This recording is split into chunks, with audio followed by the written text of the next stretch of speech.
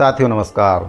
NHM के संविदा कर्मचारियों से संबंधित एक बहुत ही महत्वपूर्ण जानकारी प्राप्त हो रही है। एनएचएम और राष्ट्रीय एड्स नियंत्रण कार्यक्रम के अंतर्गत जो काम करने वाले संविदा कर्मचारी हैं, उनके द्वारा माननीय स्वास्थ्य मंत्री श्याम बिहारी जायसवाल जी से सौजन्य मुलाकात की गई और उनको अपनी समस्याओं से अवगत कराया गया।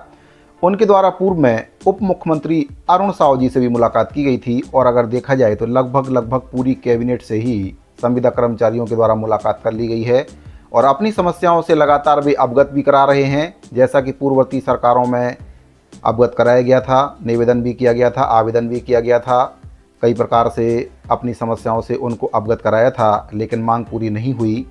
परिणाम आपके सामने हैं। सरकार छत्तीसगढ़ से जा चुकी है और भाजपा सरकार छत्तीसगढ़ में आ चुकी है।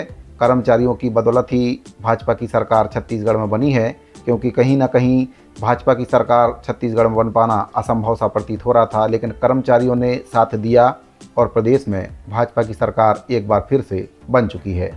तो भाजपा की सरकार का भी दायित्व बनता है कि कर्मचारियों की भाग दौड़ का कुछ तो उनको मेहनत का फल दें। यहाँ पर बात करेंगे एनएचएम के संविदा कर्मचारियों की। एनएचएम के संविदा कर्मचारियों को आज तक 27% की वेतन वृद्धि का लाभ नहीं मिल पाया है।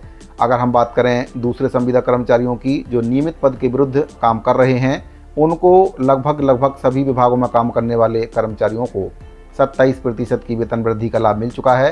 केवल एनएचएम के संविदा कर्मचारी और कुछ राष्ट्रीय कार्यक्रमों में काम करने वाले, योजनाओं में काम करने वाले, जो केंद्र प्रवर्तित योजनाएं हैं उनमें काम करने वाले जो संविदा कर्मचारी हैं, उनको अभी तक इस योजना का लाभ नहीं मिला। यानी कि 27% की जो वेतन वृद्धि है उसका लाभ उनको अभी तक नहीं मिला है। एक बार फिर से संविदा कर्मचारियों की दौड़ शुरू हो चुकी है और लगातार वे मंत्रियों के दफ्तरों के चक्कर काट रहे हैं। आवेदन, निवेदन, ज्ञापन का दौर सिलसिला चालू हो चुका है।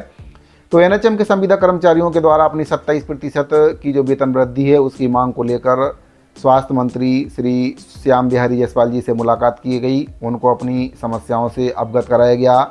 उनको एक ज्ञापन भी सौंपा गया है। तो ज्ञापन जो सौंपा गया है उसमें उनके द्वारा संविदा कर्मचारियों के बारे में बताया गया है। माननीय स्वास्थ्य मंत्री श्री श्याम बिहारी जायसवाल जी से राष्ट्रीय स्वास्थ्य मिशन एनएचएम और एड्स नियंत्रण कार्यक्रम के संविदा कर्मचारियों के द्वारा कई प्रकार की मांगों के संबंध में मुलाकात की गई है, जिसमें प्रदेश अध्यक्ष एनएचएम छत्तीसगढ़ डॉक्टर अमित मिरी, प्रदेश कार्यकारिणी कौशलेश तिवारी, डॉक्टर रविशंकर दीक्षित और पूरन दास, जिला अध्यक्ष बेमेतरा, एनएचएम संघ के जो पदाधिकारी थे वे शामिल हुए। उनको ज्ञापन दिया गया और अपनी मांगों से उनको अवगत कराया गया। साथियों, यहाँ मैं आपको बताना चाहूँगा कि सरकार गए हुए काफ़ी समय हो चुका है। पूर्ववर्ती सरकार जा चुकी है, भाजपा की सरकार आ चुकी है। घोषणा की गई थी कांग्रेस पार्टी के द्वारा 27% की वेतन वृद्धि की, लेकिन भाजपा सरकार आ चुकी है। अभी तक संविदा कर्मचारियों को 27% की वेतन वृद्धि नहीं मिल पाई है। इसके पीछे आखिर वजह क्या है? बजट में प्रावधान होने के बावजूद भी कर्मचारियों को इस वृद्धि का लाभ नहीं मिल पा रहा है। इसके पीछे आखिर कौन अधिकारी हैं जो जिम्मेदार हैं?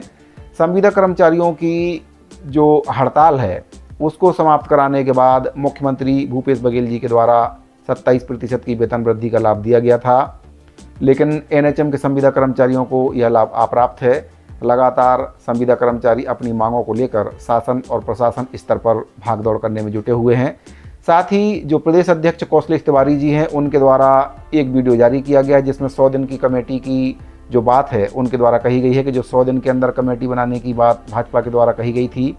तो कई कमेटियां पहले बन चुकी हैं, लेकिन उनका कोई परिणाम आज तक नहीं निकल पाया है। संविदा कर्मचारी, अनियमित कर्मचारी, दैनिक वेतनभोगी कर्मचारी अनियमित के अनियमित हैं।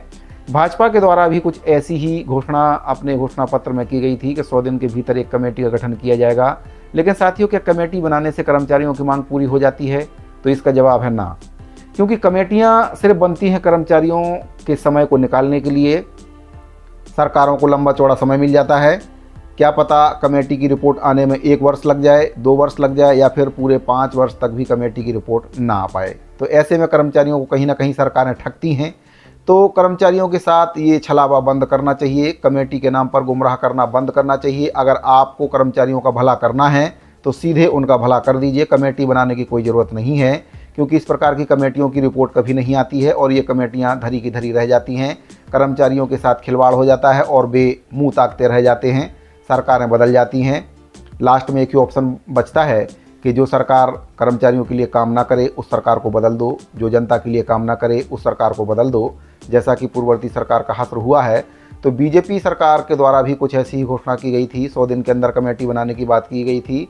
लोकसभा चुनाव सिर पर है, ऐसे में कर्मचारी लगातार प्रयासरत हैं कि उनकी जो मांग है सरकार पूरी कर दे। नियमितीकरण के लिए जो कमेटी बनाने की बात कही गई थी उसका गठन हो और जल्द से जल्द कार्रवाई करते हुए उस कमेटी के माध्यम से जो रिपोर्ट्स आना है वह आए और कर्मचारियों का नियमितीकरण हो।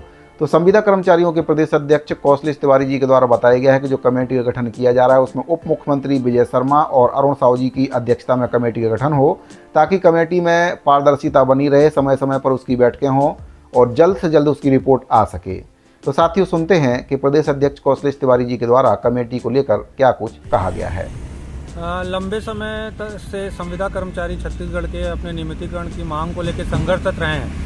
भारतीय जनता पार्टी के जो चुनावी घोषणा पत्र में मोदी की गारंटी का उल्लेख किया गया है, उसमें संविदा कर्मचारियों के समस्याओं के समाधान के लिए 100 दिन के अंदर एक कमेटी के गठन की बात कही गई थी। उसी संबंध में छत्तीसगढ़ सर्वविभागीय संविदा कर्मचारी महासंघ यह मांग करता है कि जो कमेटी बनने वाली है या गठन होने वाली है उसकी अध्यक्षता उप मुख्यमंत्री जी करें, अर्थात कमेटी की अध्यक्षता उप मुख्यमंत्री जी के नेतृत्व में कमेटी बने और वो कोई फैसला ले, वो कोई निर्णय ले। अभी तक पूर्व में जितनी भी कमेटियां बनी हैं सब प्रशासनिक कमेटियां बनी हैं, उनका किसी भी प्रकार का कोई परिणाम सार्थक नहीं निकल पाया है और हमारा संघर्ष अभी तक जारी रहा है। इसलिए हम भारतीय जनता पार्टी से यह आग्रह करते हैं, सरकार से भी आग्रह करते हैं कि जो कमेटी बनाई जा रही है या बनने वाली है, जो घोषणा करने वाले हैं, उसमें उप मुख्यमंत्री जी को उसमें अध्यक्ष बनाएं।